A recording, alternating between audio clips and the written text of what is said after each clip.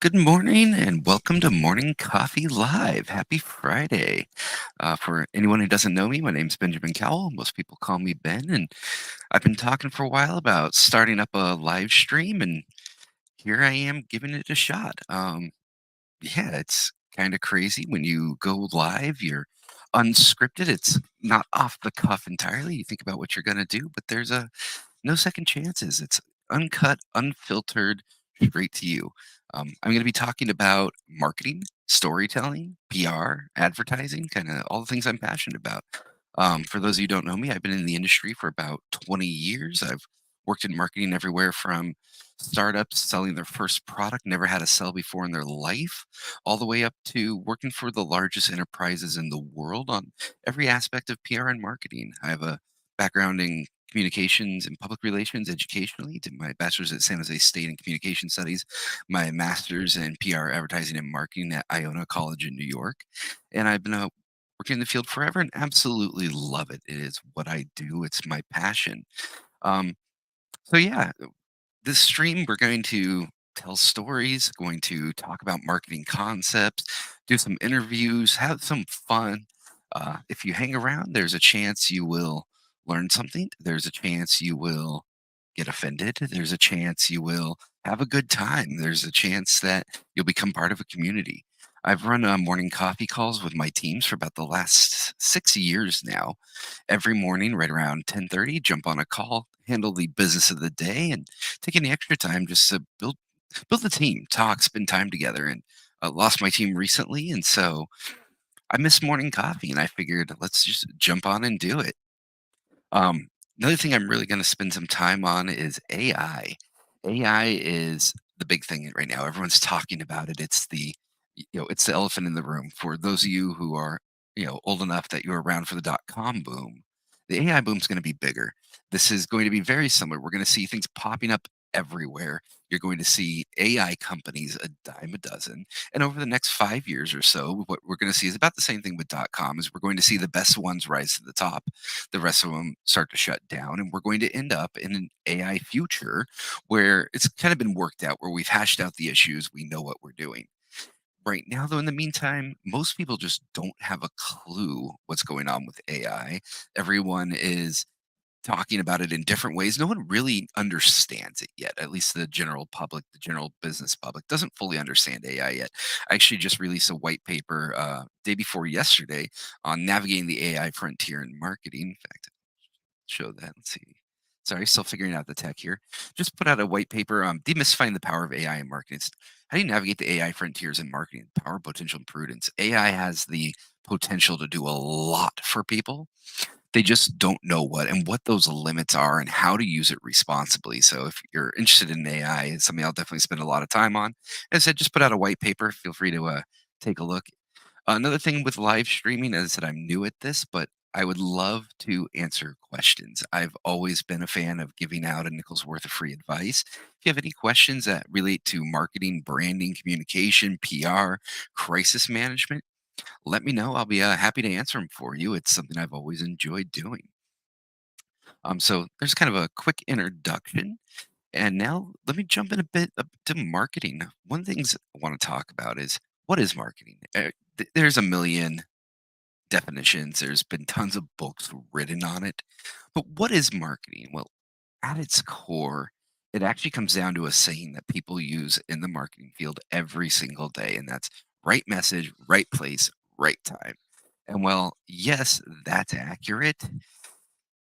It's over a bit of an oversimplification, but even then, people are getting a third of it wrong almost always. When it comes to right message, right place, right time, the biggest culprit you see is also the most important, and that's the message. You need the right message. Without the right message, it doesn't matter how well you and what timing that you get to your audience. If you don't have the right message, it's not going to achieve the desired effects. Take the Super Bowl as a quick example. You have the right place, the right time. Everyone's there. If you're advertising at the Super Bowl, your audience is there. How many Super Bowl ads do you remember? Well, it's where the message missed. With the money, you can get in the right place in the right time, but it doesn't guarantee you a good message. Now, we all remember the great ones. Everybody remembers the Budweiser frogs. Everybody remembers, you know, the Coca-Cola ads of the past. Everybody remembers the Clydesdale horses. But we don't remember everything that happens in ads. And if the better the message, the more it's likely to resonate. And if you miss that, it doesn't matter how much money you put behind your marketing, it's not going to achieve its goals. It really comes down to an issue, and this is something we can dive into at another time later. But the planning, it's understanding what you're trying to do with your marketing, having clear set goals that are achievable goals, that are measurable goals, and then developing a strategy to achieve those goals, and then finally getting to the tactics that will achieve that strategy to hit and exceed your goals. And that's a piece that I'll spend plenty of time on as we move on, because it's something just severely missing in our industry is good content. We're to the point where, with the modern platforms between social media and just the internet at large, you can get in front of almost any audience you want, no matter how tailored that audience is. If you have the money to put behind it, you can reach the audience. That's not really the challenge. You can hit the timing as well. There's competition for the timing because everyone wants to hit people at the right time. But once again, that's almost table stakes. The right place, right time, I would argue, is almost table stakes these days in marketing between digital and social channels and traditional channels. You can get in front of anyone. Getting the message right, that's where people still fail the most in marketing. And can't blame them. It is the hardest part, because what goes into messaging? Well, it's not just about having someone design something pretty and putting it on a piece of paper. The messaging is where you really get down to the core of marketing. And that's when you start having to look at the psychology. How your messages affect people? Another thing I'll be doing in this stream frequently is probably talking about different books. I love marketing books, predominantly the old ones, but a lot of them have to focus around that messaging. But if you go back to the basics in the messaging and getting those messages right, it comes back to humans.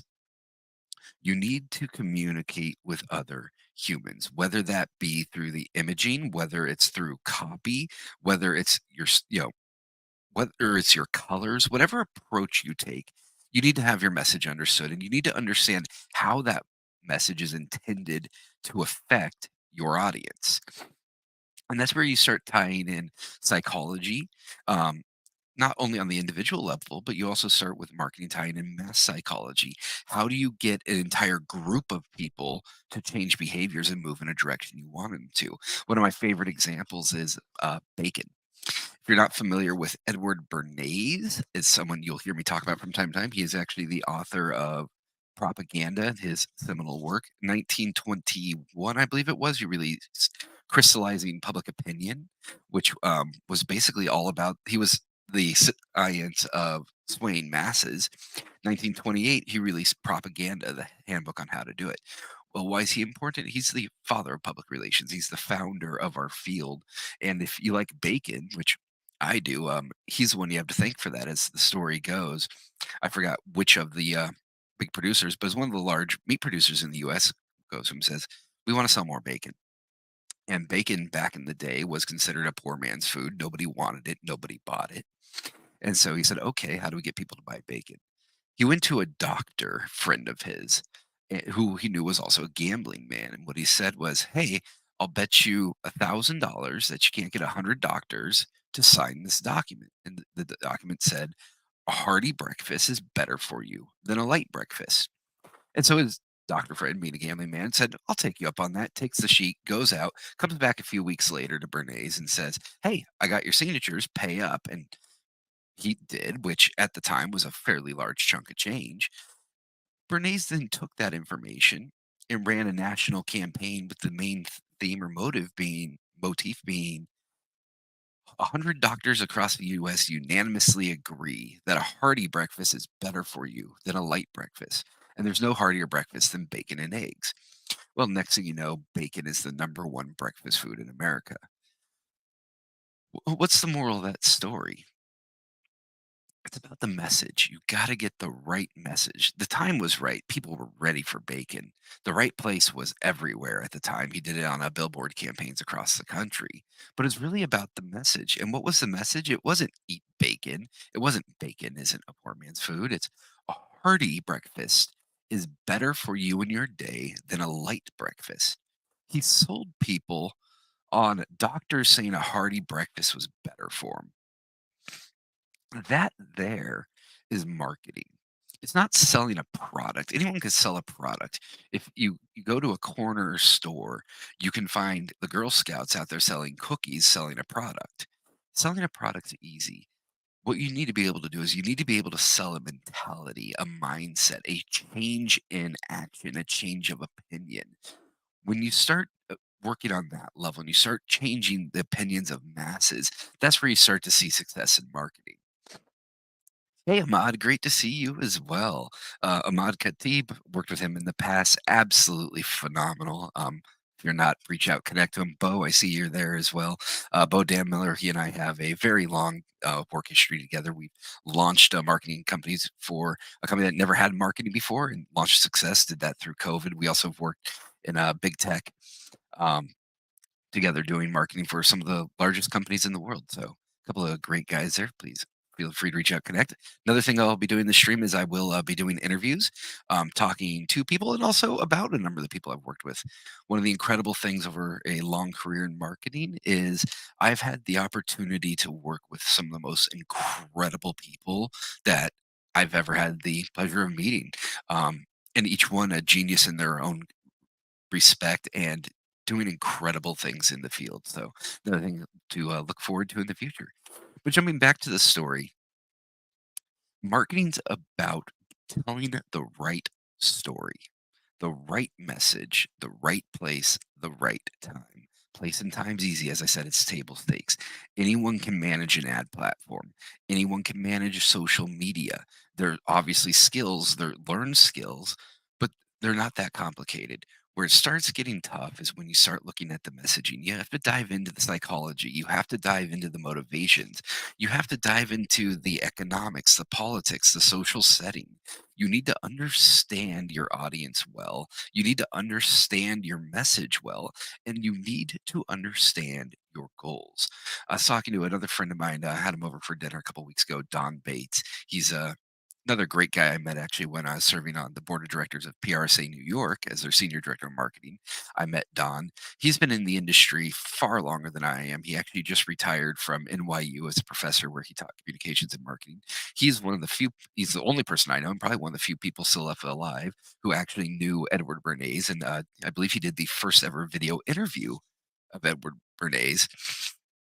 And he was over at my house for dinner a couple weeks ago, and we were talking. And while I was driving him back to his house in Manhattan, he was telling me a story about a number of executives that show up in a boardroom of a large company to report on their performance. And a VP was running late for the agency. The CEO of the client shows up to the room. He walks in and he goes, "Okay, how did we do? How was our performance?" And the agency people start going, "Oh, well, we had this much, coverage. We had this many impressions, this many clicks. We had this much ad spend, this many feet of, organic coverage, and what that translates to in ad equivalency dollars, on and on, talking about what they did." And the CEO goes, "What was the goal of this campaign?" And everyone from the agency kind of freezes up and goes, I don't know." Well, then the VP walks in who was running late. So sorry, here I am." And the CEO repeats, "What was the goal of the campaigns for the last year?" Everyone's talking, trying to figure it out. And what they realize is no one's quite sure. And the CEO says the goal was to increase our number of shareholders and raise our stock value by X%. And so while this marketing company came in and showed all the success they had as far as the advertising they put out, the number of creatives they built, the number of places they were, how much ad equivalency the dollars they got in organic, They failed to recognize what was most important, that were the goals of the campaign. No one in the room even knew what they were. They had to be reminded by the client CEO. Let's just say they did not get a renewal, and well, it looked pretty bad. And what's that about? Forgetting the goals. So, right message, right place, right time. Know what your goals are. And it's just so critically important to have your goals for your campaign determined before you go to creative. I've worked in a number of circumstances where people come to you and say, "We have a budget, or we have a this, we have a that. We know who our audience is, but we don't know what our copy is yet. We'll get that to you later. So get ready though, and get ready to run this." And the thing is, without your copy, how do you select your channels? Without your creative, how do you select your channels? If you're going to have the right message in the right place at the right time, do you not think that different messages are going to resonate to audiences differently based on the channel? You need to create messaging that's ideal for your different locations. What you put on Google Ads is not the same as what you're going to put on LinkedIn, is not the same as what you're going to put on Twitter, is not the same as what you're going to put on YouTube, it's not the same as what you're going to put on Facebook, is not the same as what you're going to use on TikTok or YouTube Shorts. Each of them works in a different manner. It's not the same as you're going to use in a press release. You can't plan your media without having your marketing, your messaging, your goals understood. And it's just an issue that you see from the smallest companies to the biggest, where they know they want to do marketing, but they're not sure how they want to do it. And they put the cart ahead of the horse. So, once again, coming back to the fundamentals: right message, right place, right time. Time and place are easy. I say it again. Right message is hard. It's not just about having a creative director or about having good creatives. Some of the best copies, some of the best messages I've ever seen weren't made by people who were incredible at it. Excuse me, second.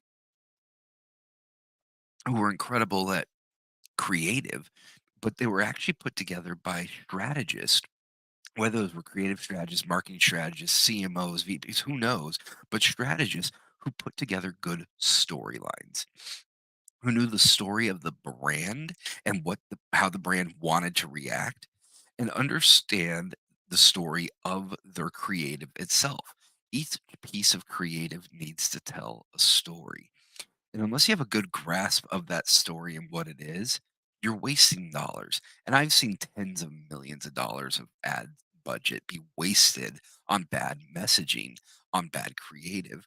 And usually it's not bad due to a lack of talent from any of the people creating it. It's bad due to a lack of strategy from the people leading it, from the people who are developing the messaging and know the goals. And one of the biggest issues you see is just people not talking to each other, not sharing the information. You see things get overly siloed, and that can be an absolute campaign killer. You have someone who has the right ideas, but they're just disconnected from the people, from the troops in the field who are out there going and putting this stuff, out into the world. And it's destroying ad campaigns, and people are wasting so much money on bad creative and frequently through a disconnect. So, how do you fix that? Well, you start taking your creative more seriously. Start taking your copy more seriously. Stop saying, "Oh, well, we'll take 2 ads so we can A/B test, and it's going to take you 2 months to get more creative." You need to be constantly running creative and constantly testing everything you do. Another huge topic in marketing is analytics. Is it data driven? Is it data driven? Of course, everything's data driven. It has to be. Now, how well you drive with data and how good your data is going to determine how well you can do that. And once again, if you're not getting the fundamentals, it's not going to matter. If you're not willing to create the copy, create the messaging you need to tell your story to achieve your goals, all the data in the world isn't going to help you. You need to be have a testing strategy in place. You need to have iterative copy. You should be doing focus groups ahead of time, doing market research, getting both big and small data, run surveys, get experts in the field of whatever it is you sell, put together a steering committee, put together a roundtable, bring them your story ideas, bring them your concepts, and say, "What do you think of this?" Find out what resonates. Another guy I spoke to really recently is kicking off a brand new dating app. Looks like it's going to be really exciting. He's got a new angle to approach the space from, and he wants to be a disruptor in the industry. Well, you're not going to disrupt an industry like dating apps unless you have a hell of a story to tell and you have a hell of a lot of content to tell it because it's big business. How do you tell that story? Well, sit down with your target market, talk to them, which I know the CEO there is already doing, but then translate those conversations into messages, into frameworks, into ideas, into concepts, turn them into strategic messaging, strategic creative to get to your audience. So, like in that case, not only is it about using creative marketing to get in front of people and create buzz, but you need to know what your story is. When you're in the dating field, it's much different than when you're in the high tech field. How do you know what messages will resonate? How do you know when you're being too fun or too flippant and not serious enough? If you're looking at a dating app, there needs to be a certain level of romance involved. There needs to be a charm. There needs to be a joy. You need to be looking at things like what are your promotions around? What are you giving back to your customers? Is it giving away free honeymoons for people who get married on your app? That would generate some buzz. That's going to resonate with your market. Is it making sure your copy it's the right blend of fun, sexy, and romantic? How do you know if it's going to do that before you put it out in front of everyone? Well, you test it. How do you test it? Test it with research, test it with focus groups, test it with a small ad campaign. Put a couple of messages out, put ABs out, test them with a small budget, see what performs better. Make sure your targeting's very, very focused. Part of right place, right time, when we're coming back to that holy trinity of marketing, right message, right place, right time, is right place comes down to targeting. Targeting, I said I call it table stakes. It's an incredibly complex science. There's a lot to it. If you don't do it right, you're not going to get to the right place. But make sure your targeting is tight. And the smaller your campaign, the smaller the budget, the tighter your targeting must be. This is where you might want to get down to single keyword ad campaigns in Google. You might want to get down to audiences that barely hit minimum thresholds to run on platforms. And you want to use those for testing. Once you have your messaging figured out better, expand that, but for testing, keep it small. Do yourself a big favor. Take the $5,000 first and just run a survey. S- Survey your audience. You can use SurveyMonkey to do this. I've done it for tons of clients. Build an audience in there. Get it as tight as can be. Write a survey while you're at it. Beyond just testing your messaging, use that time to ask some other important questions to generate more data about your market because you can use that then to plan further features, further products, further marketing, further messaging, further communications. Learn what people care about. At the end of the day, this is a human based industry. The reason there is no magic bullet in marketing PR, there is no one secret, there's no one way to do it right. It's not always, you can't always make a viral video. The reason you need to be constantly testing, reiterating, planning, updating strategies, this is a human centric business. At the end of the day, for marketers, the product that we're selling is the human. We are taking a product and we are figuring out how to sell it to a human. How do we do that? We have to understand that human. Use research, gain better understandings of the humans you care about. You'll be able to reach them better. You'll be able to be more successful in your marketing. Um, so there's a quick rant on marketing on, you know, what it really means for right message, right place, right time. And my belief is that most people are doing it wrong when it comes to right message. We'll dive into more of that later.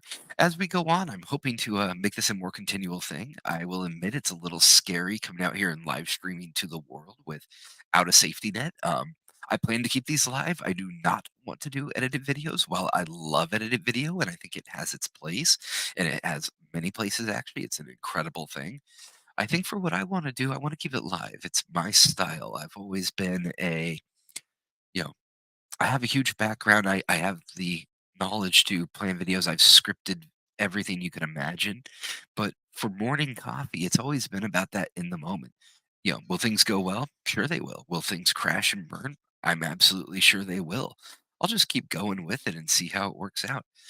Love to get questions from anyone. I know, I don't have a very large audience live here, but doesn't mean that more people won't see this in the future as well.